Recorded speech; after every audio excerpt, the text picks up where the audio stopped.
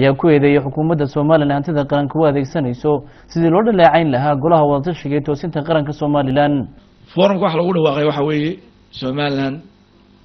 wax badan baa ka qaldan. markaan eegnay waxaan aragnay in loo baahan yahay talo isku yimaado. dawladdu waxay bilowday maalinta laga bilaabo inay lacagtii ummadda ay laaluush ku bixiso oo ilaa aflagaadeeya siyaasiyiinta halka forum ku samaystay. عليه محمد مدحوني سينايو ما أنت مشكلة دلك هاي ستلحي يا أفرتن وسيرنا ما حلين كران وديال العقل السيا أون أفلقادين ما حلين كران دلك بوب كصعد ما أنت حوالها يندوفينه يدك حنت اللي دوفي معدنته وحبذا ما أنت معدنته اللي دوفي سيا توجد لو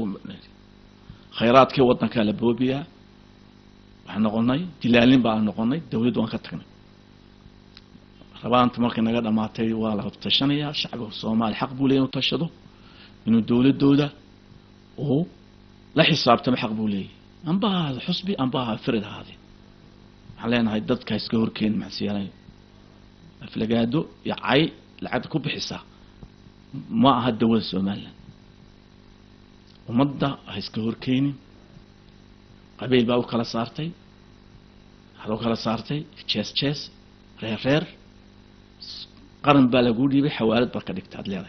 إنجنير فيصل علي ورابي قدوميها حسب معارض كاوعيد وحو مدحوينها Soomaaliland ugu baaqay inuu aqbalo tabashooyinka kala duwan ee uu soo gudbinayaan bulshadiisu in badan baad madaxweynaha ka dabaqaylistay